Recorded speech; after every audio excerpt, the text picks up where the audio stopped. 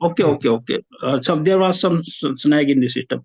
So she works a lot, and I have no hesitation to say I feel proud, rather feel proud. She gives respect to everybody. She is never she never offends anybody. It is great quality. Submissive and meek and humble to all. Somebody may offend her, but she is never offended. And it's not a retributive manner to offend others. It's a great quality. So I appreciate her on this her endeavor. Much has been said regarding Baba Sahab and his connection with Buddhism. I want to only say some words. Nothing has been left to say, but I want to add some words in the last. That what prompted the Baba Sahab to agitate towards the casteism and the atrocities and the discrimination, as the former speakers described, to revolt. This was the incidents from his childhood and student lives. He suffered a lot. No need to narrate here. Everybody knows what happened with him. So he started from the Chaudhar Pond, and thereafter, when he started his agitation, thereafter, as Professor Gokhaleji told, that on 13th October 1935, at Yeola Municipal Corporation's building, he declared that though I was born as Hindu, but I will not die as Hindu. Why such bitter words came from the mouth of Ambedkar? A person who lives in society or home is very painful. It is very painful for him. It is very, very embarrassing for him to leave his home, his society. But Baba Sahab did not leave the society. He was compelled to leave the society. But despite of that, he maintained the mainstream and culture of the Indian society. Had he, just like the previous speaker said, several persons of the other religions came to him to take him into fold of their religion.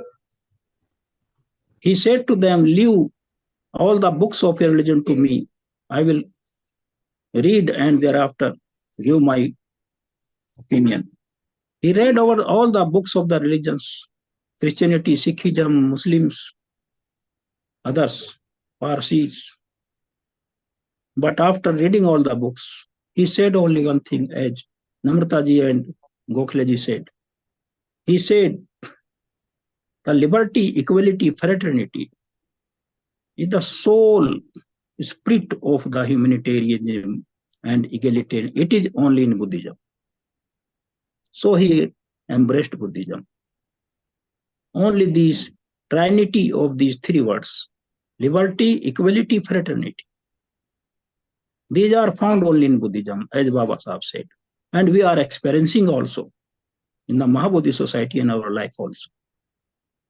This was the theme and the result, he said.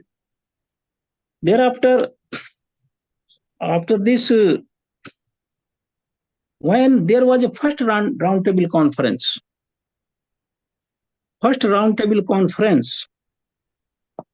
he was invited on 6th September 1930 for the roundtable conference. And in this roundtable conference, there were 125 members, in which the peers, lords, and so many Rajas, Maharajas from India were also invited in this. Mahatma Gandhi ji did not participate in this roundtable conference. He boycotted it. But Baba Sahib went there, and he spoke in the first roundtable conference, and he said only nothing. The Untouchables and the Pax Britannica. They are now published in Writing and Speeches, Volume 12. You can see in Volume 12, this chapter is a great chapter. Baba Sahab presented this in the first roundtable conference. What is in this chapter? I have gone through this chapter. Baba Sahab said the British government is apathetic to the cause of the untouchables in India, and he never cares for the untouchables and downtrodden deprived classes and ignores them deliberately. So he thundered and gave the clarion call. Ramsay MacDonald was chairing the roundtable conference meeting. He said and gave some examples also. He gave one example that there was a Mahar boy who was wanting, he was very intelligent and wanting to take admission in the Dharwad college, government college, and he sought for admission, but his application was sent to the board, but he was denied admission because of his caste.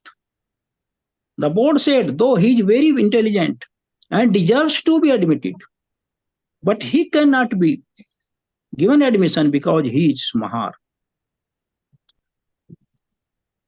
And he gave such citations and examples of the discriminations in the first roundtable conference.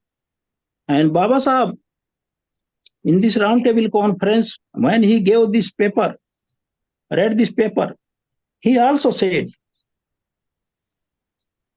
he spoke in the fifth sitting of the first roundtable conference in the plenary session. First point, the depressed class do not form the integral part of the Hindu community. Number two, Indian society is a gradation of caste. Number three, the problem of depressed class is a political problem and must be treated as such. Fourth, let the legislature be fully and really representative if your executive is going to fully responsible. Fifth, unitary form of the government. In the second roundtable conference, Dr. Ambedkar also participated. It was held between 7th September 1931 to 10th September 31. In this second roundtable conference, Baba Sahab put his paper, and in his paper, first point was that he said what should be done and what are the important points, that we must have some system of election where a direct contact will be established between the government and the citizen of the country. Number two, representation of the communities in the upper chambers. Number three, certain area and certain revenues, qualifications and Indian states before admission to Indian Federation. Fourth, representation of representative of the Indian states only by election and not by nomination to the federal legislation. Fifth, adoption of the Norwegian plan, where the elected chambers elect out of its own member a second chamber, so that the difficulty of the states having to nominate their representative. Sixth, depressed class should not be treated as the special interest. He said they should not be given a special interest, but as a separate community for political purposes, in the same way as the Mohammedan Christians are treated. Seventh, the representation of the special interest like trade, commerce, and landholders must come only through the general electorate without any special representation in the England or the European countries. Eighth, no necessity for the special representation of the labor. If the system of adult suffrage come into the operation or the else provisions for their representation. Ninth, there is necessity for having the official block in the legislative council of all when you have abundance of legislative and executive power in the government. 10th, there can be no real federation unless there is a common citizenship. It should be a misnomer called a constitution of federal constitution if it did not provide for a common citizenship.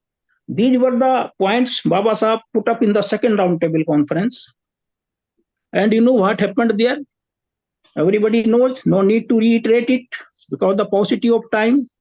And now I come to the second. What did he for the propagation of the Buddhism? Everybody knows that Baba Sahib, Baba Sahib embraced Buddhism on 14th October 1956. He stayed at the Siam Hotel in Nagpur. It is very interesting. I am telling you, he stayed at the Siam Hotel in the Nagpur. He went there by flight at 10 a.m. in the room number 116 of the Siam Hotel, Sitapuri, Nagpur.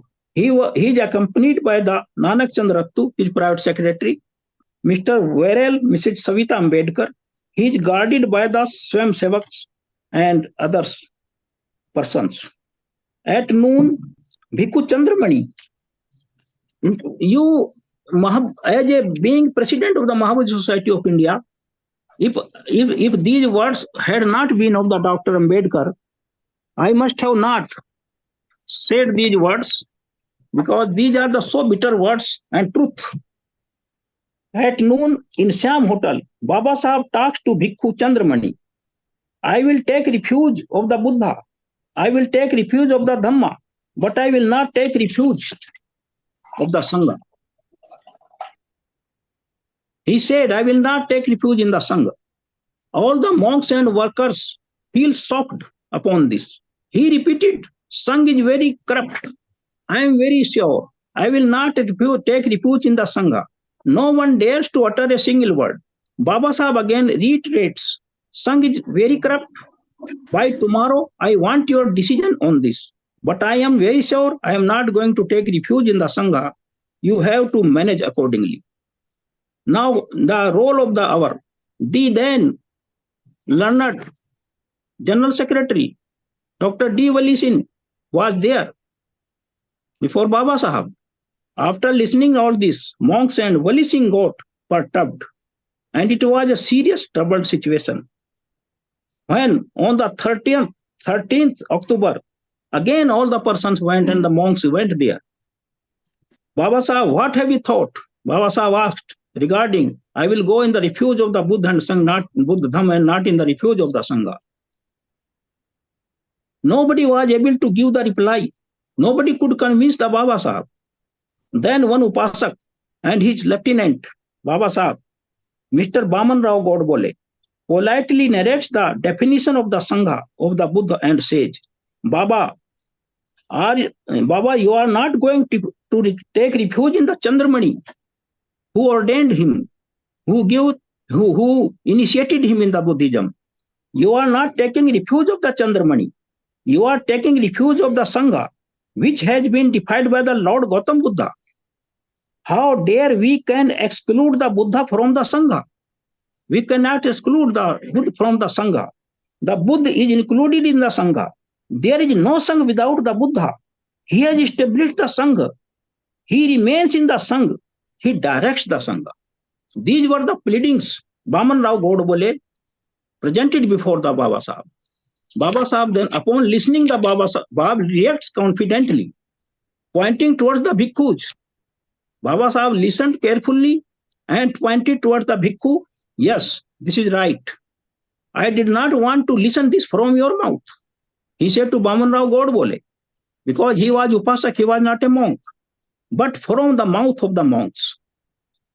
He was trying and fathoming the knowledge of the monks. The monks could not satisfy, and Upasak satisfied him, Baman Rao Godbole. Then he took the refuge, embraced Buddhism, Buddha Dham Sangha. Such was the intelligence of the Baba Sahib. Then again, Dr. Wali Singh, remained there. And Dr. Wali Singh, on the this is the minute-to-minute program of that event. On the 13th October, at between 8 to 10, Mahabodhi Society General Secretary D. Wali Singh delivered a address on 13th October, a day before the 14th October. And on 14th October, again in the morning, Dr. D. Wali Singh, our Honorable the then General Secretary, gifted a statue of the Lord Buddha to the Baba Sahib. And after this, between 6 and 7 a.m. in the p.m. in the evening, Dr. D. Wali Singh, General Secretary of the Mahabodhi Society, delivered a exhaustive address and speech there. Such was the connectivity of the Mahabodhi Society of India with Baba Sahib. And not only this, our fourth president, Dr. Shyama Prasad Mukherjee, when Gandhiji was assassinated, and because Shyama Prasad Mukherjee had took apart from the Congress by that time, and he had established Mahasabha, then the finger of doubt and suspicion was raised against the Dr. Shyama Prasad Mukherjee, our fourth president of the Mahabodhi Society of India, and the son of the learned Sir Ashutosh Mukherjee, the acting Chief Justice of the first Indian acting Chief Justice of the Calcutta High Court, and first Vice Chancellor of the Calcutta University, Indian Vice Chancellor. Then the Baba Sahib, when Shyama Prasad Mukherjee was in trouble, he called Baba Sahib. I am in trouble. They are feeling suspicion on me also that I am an accomplice. Then Baba Sahib said to him, come to my home. Don't worry. Baba Sahib kept him in his house till all things were cleared. This was the connectivity of the Baba Sahib. And I can tell you, on the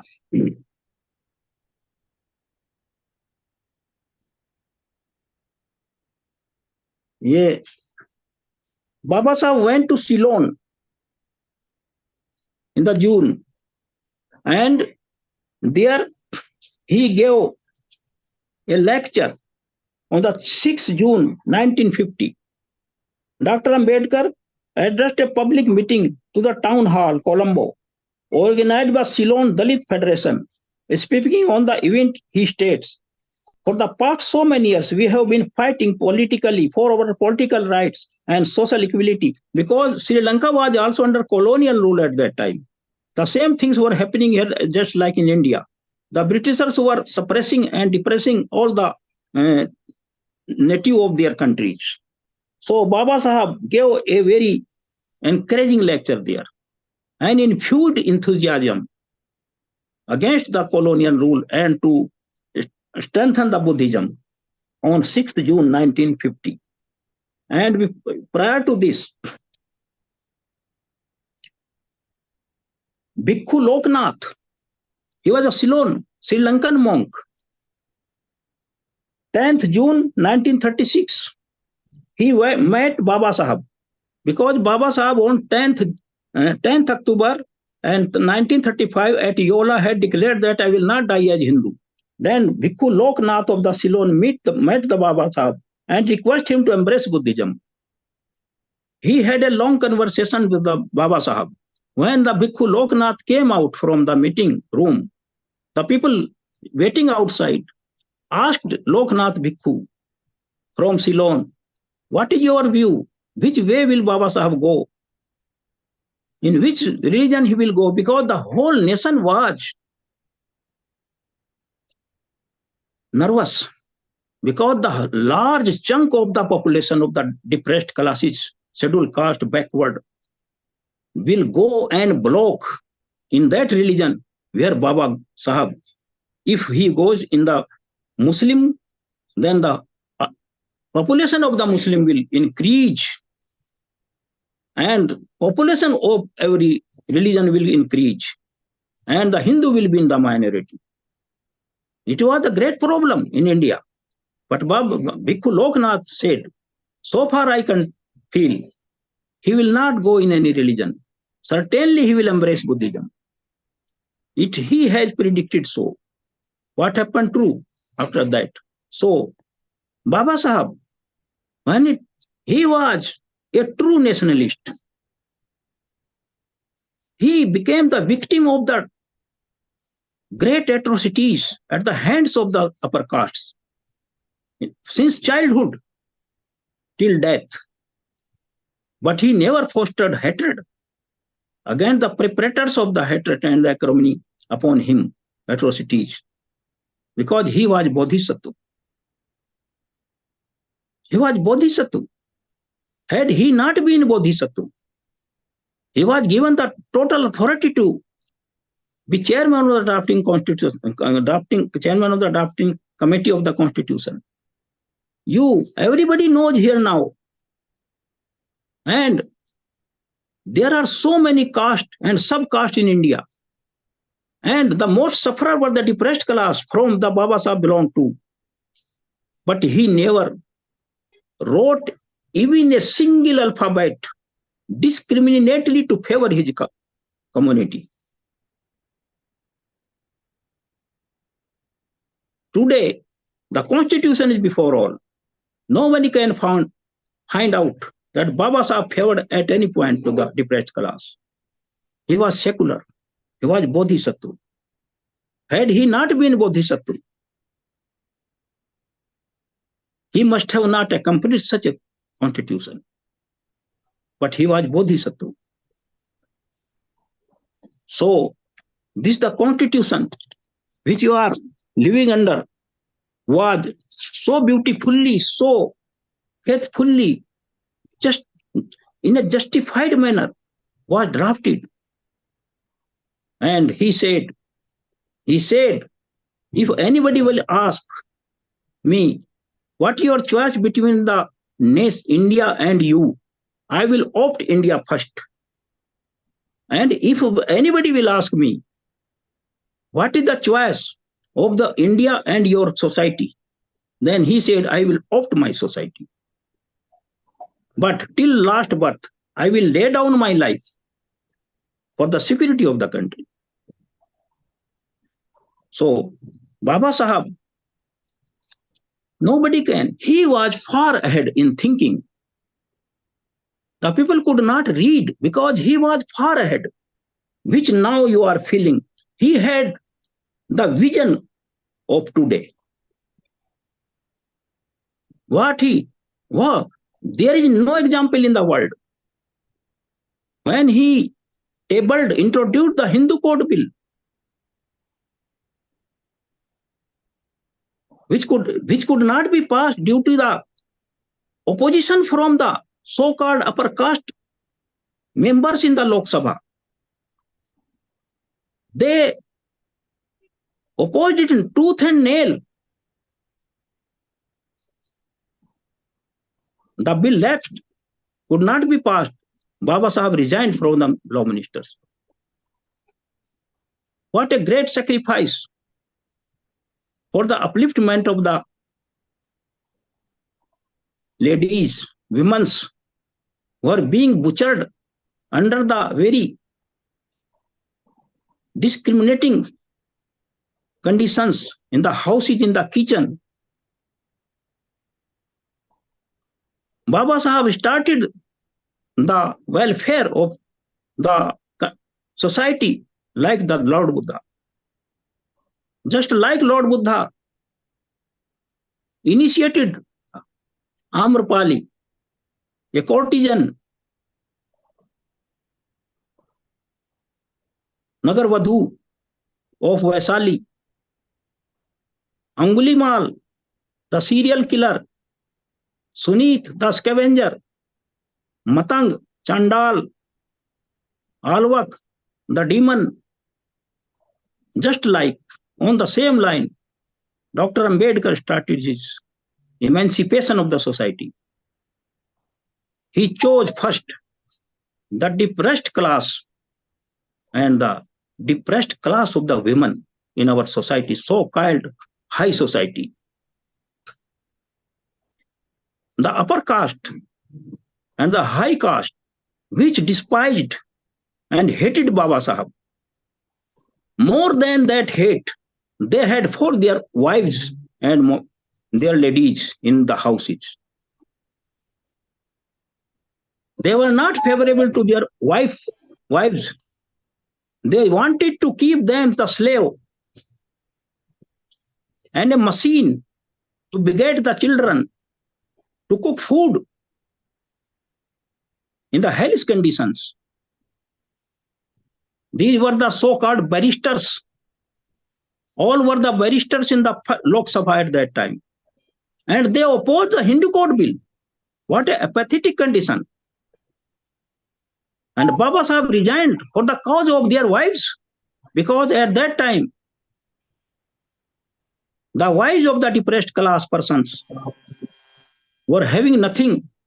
They have no cloth to clad on their body. They have no their home except the hut of the straw and thatched hut. Who must be the most beneficiary of that time from the Hindu Code Bill? The class and the wife of the so upper class Hindus. But they themselves opposed the Hindu Code Bill. What is this? Is this the egalitarianism? It is justice. When one person cannot see his wife equal to him, and Baba Sahib wanting to put on the same platform the lady with the husband, but everybody opposed. He was Bodhisattva, full of loving kindness, compassion, mudita. It was the reason he resigned. So the India has a great benefit. What Baba Sahib gifted to the India? First, he gave the best constitution of the world. First gift he gave to the India. Second gift, he gave the revival of the Buddhism on 14th October 1956. And the third gift, the book, the Buddha and the Dhamma. So, I have honor to be the president of this society, to which Baba Sahib was attached with. He wrote articles for the journals, and my learned speakers before me told you the rise and fall of the Buddhism, women in the India, and the future of the Buddhism. They are still available in the journals of the Mahabodhi Society of India.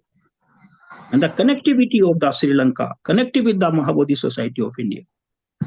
And he advised Dr. Wali Singh ji how to propagate Buddhism. He said the monks should be missionaries, just like in the Ram Krishna Param mission, just like the Christianity, just like the Sikh. They are idle. He said to the monks of the India, they are the army of the idlers. They sit home and they do nothing. So he advised Dr. Wali Singh and wrote a letter to Wali Singh how to propagate the Buddhism. This was the connection of the Baba Sahib with the MBSI. With these words, I again respect and honor P.C. Theroji, our Venerable General Secretary, who gave this idea to hold a webinar on the life of the Baba Sahib, because Baba Sahib is inseparable to MBSI. And at this occasion, I have no hesitation to say that till date, despite of being so connected with the Baba Sahab and our General Secretary, the then General Secretary, D. Wali Singh, who remained full 1 week there at Nagpur with Baba Sahab, the Mahabodhi Society of India could not dare to put a photo in the Mahabodhi Society of India office at Calcutta or any center. It is very, very deplorable condition. What can I say? It is not discriminatory. It is more discriminatory. On this occasion, I have much painful mind to say it. So, with these words, I again give my heartiest thanks to Honorable Pradeep Gokhale ji, retired professor, Pune University, and the second speaker, Namta Chadha, and the P. Siblithero ji, Chinna Ratan Tunga ji, Mahapatra ji, Ujjwal Kumar ji, Karwari Bagh Hamare ji, Sachin Wakode, Usha Bodh, P.P. Gautam, R.K. Sachan, all other listeners. Ranjit Chaudhary ji, Vimalendra Kumar ji, they attended this, and other also whom I cannot name. I respect them to attend them and thanks my heartiest wish to them to attend this webinar on the Baba Sahab. Namo Buddhaya to all. Namo Maitre Buddha. Namo Maitre Buddha. Namo Maitre Buddha to all of you. President sir. Yes. My humble submission that I would like to inform you that already our General Secretary, Venerable P. Shivalithero, has passed direction that a photo of Baba Sahib Ambedkar should be obtained, a nice one, and then it should be displayed in the headquarters. Thank you. Sadhu, sadhu, sadhu, sadhu, sadhu, sadhu, sadhu. I am highly obliged. I am highly obliged, thankful, grateful, indebted till my last birth to Venerable P. Siblithero that he has given directions to put a photo of the Baba Sahab in the Mahabodhi Society headquarters. I have no words of appreciations. I am personally and on behalf of other whole Mahabodhi Society in general obliged, indebted to pay respect to Baba Sahab in true meaning, not by the words only. It is not a lip service. As Baba Sahab gave the service to the MBSI, we should be retributive and pay back to him. Thank you very much. Namo Buddhaya. Namo Buddhaya. We are also very thankful to Bhanteji, our secretary, that for this initiative. And I propose that we must have one name of any hall or conference hall in our center by the name of Baba Sahib. I'm proposing this because this is a great thing that we have now Baba Sahib photo in our headquarters. I also request Ranjit Chaudhary ji, you convey this request to Venerable General Secretary that he should give direction to all the centers to put a photo in the every center of the Mahabodhi Society of India. Historical decision. We have in Orissa Center, we have already installed a photo long since. You are advanced because you are the true Buddhist. I know. I respect you very much. You You walk before, you do before time. Yes. Thank you very much. So much.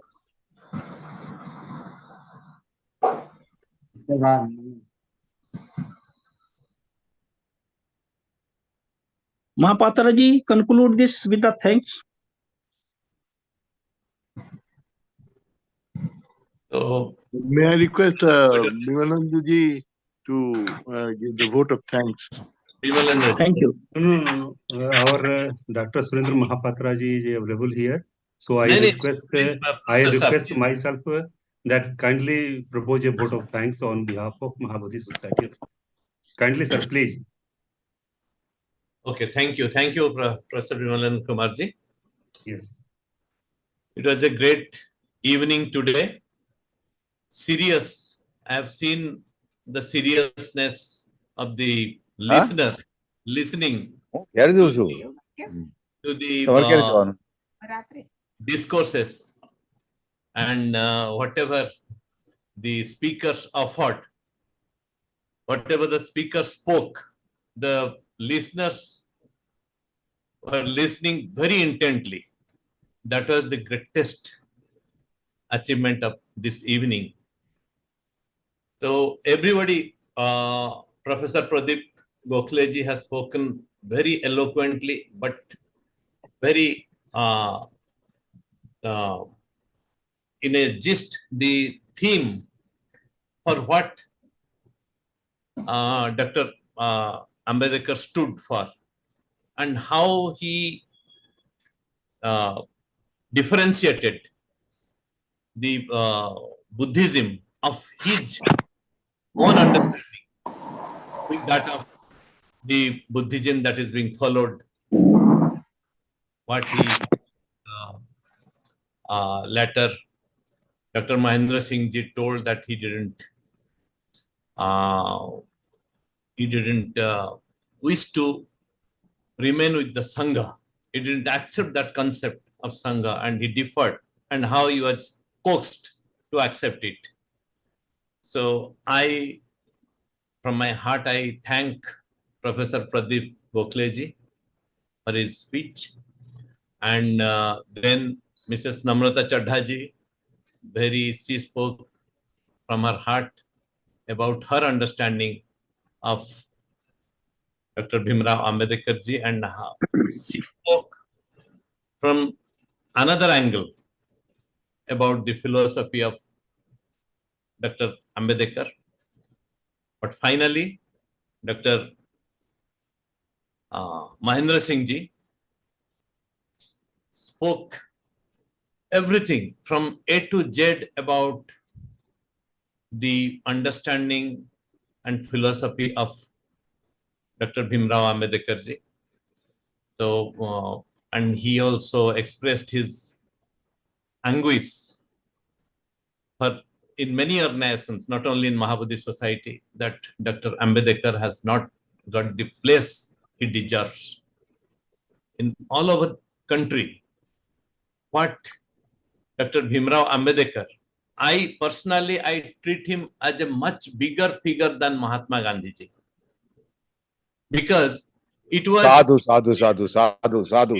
it was what he spoke Hindu code while presenting Hindu code, and the person who was not personally liking Hinduism because of its dogmas, because of its severe restrictions like caste system, but he presented he must have shown real unbiased attitude in the parliament.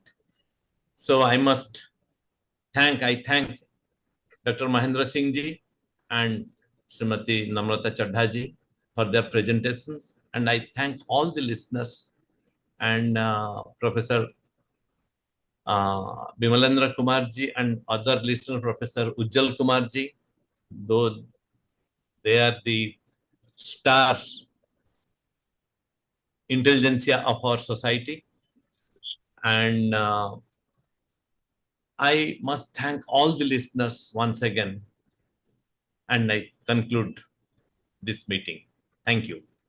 Sadhu, sadhu, sadhu, sadhu. Sadhu. Sadhu Sadhu Namo Maitre Buddha.